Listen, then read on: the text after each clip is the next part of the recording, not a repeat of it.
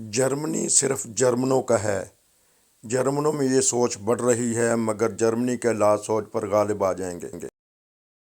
Programme के इस हिस्सा में पता करेंगे इरफान खान साहब के पास, और पता करेंगे कि बेरोजगारी तो बड़ी हुई है, महंगाई भी बहुत हुई है यहाँ जर्मनी में। तो हुकूमत इस सिलसिला में क्या कर रही है। एक बुर्गा गेल्ड जो एक मशहूर ज़माना लफ्ज़ बन चुका है, पहले सोशल कहते थे, इस बारे में पता करेंगे कि ज़राए आमदन जिनके नहीं है तो उनको क्या क्या सहूलियात हुकूमत दे रही है। जी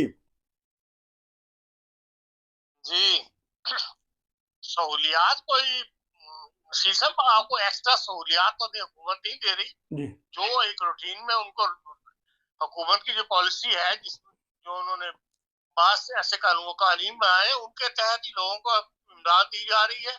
उसमें जो रिसेशन वगैरह आया हुआ है, उस हिसाब से कोई चंद परसेंटेज जो है उन्होंने ज्यादा बढ़ा दी हुई है। उसमें जो पेंशन है उसको भी बढ़ा दिया हुआ है।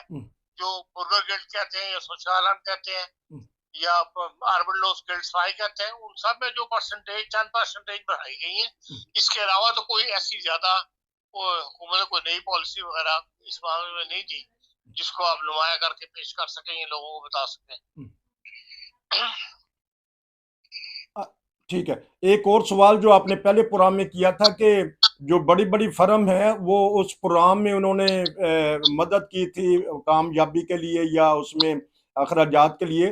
तो जो बहुत ही बड़ी फर्में हैं उसमें तो बहुत सारे गैर मुल्की काम कर रहे होते हैं, इंडियन, पाकिस्तानी या टर्किश या ये ऐसे कामों में आमतौर पे वो फर्में मुलवस हो जाती हैं जो किसी न किसी फैमिली की बिजनेस हो। अच्छा।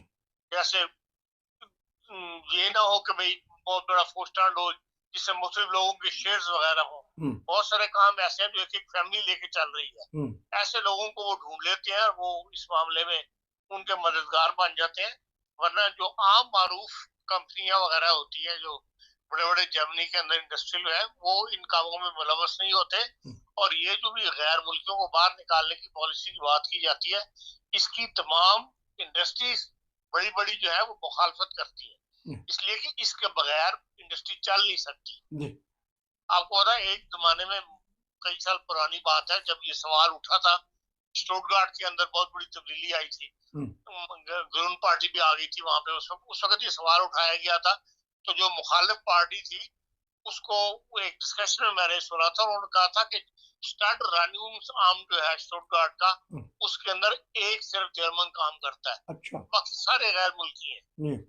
तो इस तरह की कैफियत बहुत सारे जर्मनी के शहरों में है, बहुत सारी फील्ड्स के अंदर है कि गैर मुल्की बगैर इनका सिस्टम चल ही नहीं सकता।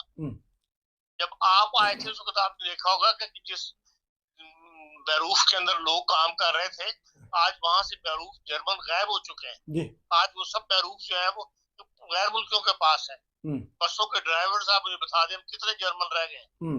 हर जगह गैर मुल्की ड्राइवर का काम कर रहे हैं, चला रहे स्टड वर्कर की बसें जो है हर शहर में मैं यही देखता हूँ। इसी तरह ड्रामों का भी यही हाल है, रानगू में शाम के बहुत बहुत सारी फील्ड है। इसलिए गैर मुल्कियों का के बगैर मुल्क नहीं चल सकता इन लोगों का। बहरहाल जो राइटिस्ट हैं वो अपने तौर पे इस किस्म की पॉलिसी लाते रहते हैं, काम करते रहते हैं। मकसद उनका ये होता है कि चलो हमारे ज्यादा से ज्यादा हम वोट लोगों से छीन लें, लेकिन ऐसी पॉलिसी जर्मनी के अंदर अब बन जाएगी। मैं नहीं समझता वो वक्त आ सकता है जिस किस्म के हालात, जिस किस्म का इंडस्ट्रियल मुल्क बन गया हुआ जर्मनी। वजूहात कहाँ से आती हैं ये जो जर्मन कौम अब काम उस तरह के नहीं करती जिस तरह आपने कहा कि गैर मुल्की हर शोबा में देखे जा रहे हैं। तो क्या वजह, एक तो आपने कहा कि पिछले आबादी कम है, आबादी कम हो रही है। फिर ये है कि भाई अब तो ये है कि हाउस बिल्डिंग में पूरी जर्मन बहुत सारे हैं जो हाउस बिल्डिंग के बीच में छोड़ देते हैं। एक रुझान है एक ऐसा कि भाई या तो बहुत हाई जिसे कहते हैं एजुकेशन लेते हैं जर्मन, या ये है कि भाई बिल्कुल बेसिक एजुकेशन को भी बीच में छोड़ देते हैं। और ये तमाम काम जो होते हैं इस किस्म के जिनका मैंने पहले जिक्र किया था, वो जाहिर है कि आम जो पढ़ाई करने वाले लोग हैं वही इन कामों में हॉस्पिटल करने के बाद लगते थे, और हॉस्पिटल का रुझान जो है वो कम हो रहा है जर्मनों के अंदर। तो एक तो गैर मुल्की हुए जो यूरोपियन, मतलब इटालियन यहाँ आए हैं या पुर्तगाल के हैं, उनकी तरफ ये इनका क्या होगा, जो ऐसी पार्टियां आएंगी जो गैर मुल्कियों के खिलाफ, हालांकि वो भी तो गैर मुल्की ना, जिन्होंने यहाँ आके अपने बड़े बड़े बिजनेस किए हुए हैं। देखिए, जो इंतहा पसंद पार्टी है AFT वाली, वो तो सबको लेते हैं। अच्छा। वो खुद तो फरीक नहीं करते कि भाई हाँ ये एशिया का है या वो वेस्ट एशिया का है। वो तो सब गैर मुल्कों का, वो तो प्योर जर्मन की बात करते हैं। और इस वक्त भी खुद जर्मन भी बहुत सारे दुनिया में काम कर रहे हैं, बाहर के मुल्कों के अंदर। इंग्लैंड के अंदर लाखों के अंदर है, नॉर्वे में बहुत बड़ी तादाद जो है वो रह रही है, अमेरिका में बहुत बड़ी तादाद रह रही है। अब ये तो पूरी दुनिया के अंदर एक ऐसा कल्चर बन गया हुआ है कि लोग इधर से उधर जाके काम करते हैं, रहते हैं, नकले मकानी करते हैं। किसी को वेदर पसंद नहीं आता, किसी को सेहत इजाजत नहीं देती वहां रहने की, फिर गर्म इलाकों में चले जाते हैं। इसलिए ये बात कि भाई बिल्कुल ही को मुल्क खाली हो जाएंगे, ऐसा तो कभी भी नहीं होगा। लेकिन यह है कि भाई जर्मनों का बाहर एक ऐसा तबका जो है, रुझान एक बढ़ रहा है, जो उनका जिसे कहना चाहिए, जो उनकी खून में एक पुरानी चीज आ रही है हिटलर के जमाने से कि भाई जर्मन सिर्फ जर्मनों के लिए होना चाहिए। वो सोच जो है दोबारा गालिब आ रही है, लेकिन हालात इस सोच के ऊपर गालिब आ जाएंगे। तो आपने एक छोटी सी रिपोर्ट पहले दी थी चंद माह पहले के बहुत सारे गैर मुल्की आ गए हैं इधर, यूक्रेन से भी और सीरिया से भी, तो उनके जो हकूक है उनको मिल रहे हैं, ये इस तरफ भी कुछ कारी जरूरत पड़ेगी? हकूक से मुराद ये है उनके लिए जो हुकूमत ने पॉलिसीज बनाई हुई है वो उनको बाहर मिल रही है। अच्छा। और मैं नहीं समझता कि दुनिया किसी और मुल्क में महाजिर के साथ इतना बेहतर सलूक होता हो जैसा कि जर्मनी के अंदर होता है। जर्मनी, हॉलैंड और नॉर्वे, ये तीनों मुल्क मशहूर हैं इस मामले में कि भाई ये अपने महाजरीन का, ये जिनको लेते हैं उनका बहुत ज्यादा ख्याल रखते हैं।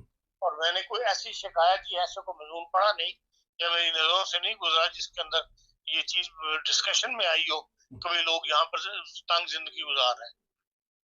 तो ये कोई जर्मनों में ये भी एहसास पैदा हो रहा है कि काम के बगैर ही जो सोशल सिस्टम है, आराम से बैठे, जितनी हमें तनख्वाह मिलेगी फर्म से उतनी हमें सोशल मिल रही है, बुर्का गिल्ड मिल रहा है। ये गैर मुल्कों में रुझान ज्यादा है, जर्मनों में बहुत कम है जरूर चंद परसेंटेज है जर्मनों की ऐसी, वो हर कौम में होती है, लेकिन जर्मन कौम खुद काम करने वाली कौम है, कमा के खाने वाली कौम। जर्मन कौम कमा के खाने वाली लोग है, ये इरफान खान साहब बता रहे थे। आधे मिनट का जवाब अगर देना चाहें तो पेंशनर जो से हैं वो थोड़ा सा गिला करते रहते हैं यहाँ, तो पेंशनर के बारे में बताएंगे कुछ, उनको भी सहूलियात देंगे ये हुकूमत? देखिए, पेंशनों के साथ पेंशन हर बंदे ने जो कटवाई हुई है वो उसको मिलती है। जर्मनी के अंदर पेंशन का सिस्टम जो है वो इतना कमजोर नहीं है। अच्छा। सिर्फ यहाँ दूसरे मुल्कों में और यहाँ फर्क ये है कि वहां पर बाहर के ममालिक के अंदर जो पेंशनर है या बूढ़े लोग हैं उनकी मेडिकल फ्री होती है। जर्मनी के अंदर ये सिस्टम नहीं है। यहाँ पेंशनर को खुद जो है अपनी पेंशन में से अपना जो मेडिकल अलाउंस है, ये मेडिकल इंश्योरेंस जो है वो पे करनी पड़ती है, और आपको पता है वो अच्छी खासी होती है। कम कम हर आदमी को 200-250 यूरो जो है वो जरूर देने पड़ते हैं। तो अगर पेंशन में से 200-250 यूरो जो है वो बंदे के निकल जाए हर महीने, तो जाहिर है हाथ बनने का तंग हो जाता है। इसलिए आमतौर पर पेंशनर जो है वो छोड़ डालते हैं कि भाई उनकी पेंशन मजीद बढ़ाई जाए। जो लेकिन जर्मनी में साल में 2 दफा यकीनन या कम से कम साल में 1 दफा परसेंटेज पर, चाहे वो 5% भी बढ़ाई जरूर जाती है जर्मनी के अंदर पेंशन भी। लेकिन फ्यूचर के अंदर वो कहते हैं कि भाई ऐसा हालात पैदा हो सकते हैं कि पेंशन का पैसा जो है हुकूमत के पास कम हो जाए।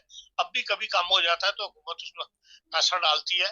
तो इस लिहाज से वो अप्रिशिएट ये किया जा रहा है माहौल में कि भाई ज्यादा से ज्यादा लोग अपनी प्राइवेट जो है वो पेंशन का भी इंश्योरेंस करवा लें, ताकि रिटायरमेंट के बाद एक हुकूमती पेंशन है और एक जो है वो आपको प्राइवेट पेंशन साथ मिलती रहे। इसका प्रोपेगेंडा क्योंकि ज्यादा किया जाता है, इसलिए जो है वो लोगों के कान भी ज्यादा खड़े होते हैं। बहुत शुक्रिया आपका, आपने 2 भरपूर प्रोग्राम दिए। नाजरीन, ये थे हमारे इरफान खान साहब, जर्मनी की खबरें बता रहे थे। शुक्रिया जी, फिर मिलेंगे। अस्सलाम वालेकुम।